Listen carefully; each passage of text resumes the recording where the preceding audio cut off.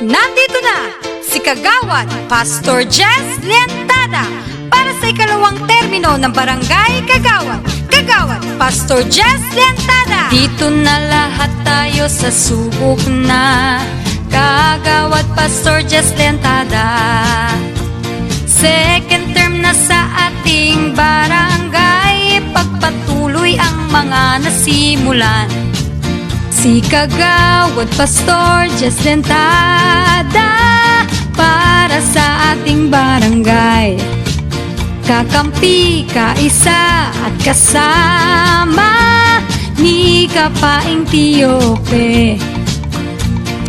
Dito na lahat tayo sa serbisyong may puso at may dedikasyon. Maglilingkod ng buong katapatan, mga proyekto para sa kaunlaran. Si Kagawad Pastor Jess Lientada para sa ating barangay. Kakampi, kaisa at kasama ni Kapaing Tiope. Ang kailangan natin sa ating barangay ngayon,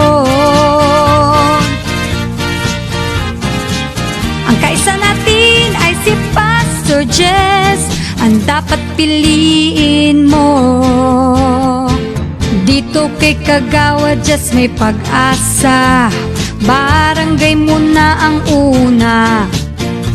Sa pagtulong lang siya ay subok na ipagtatanggol ang ating kabarangay.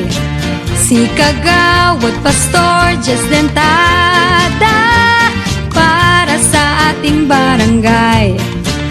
Kakampi, kaisa at kasama ni Kapaing Tiope. Ang kailangan natin sa ating barangay ngayon, ang kaisa natin ay si Pastor Jess, ang dapat piliin mo. Dito kay Kagawad Jess may pag-asa, barangay mo na ang una. Sa pagtulong lang siya ay subok na ipagtatanggol ang ating kabarangay. Si Kagawad Pastor Jess Lientada para sa ating barangay. Kakampi, kaisa at kasama ni Kapaing Tiope. Kagawad Pastor Jess Lientada, kampyon ng pandemya, tagapagtanggol ng masa at magsisilbing gabay ng konseho sa matuwid na serbisyo.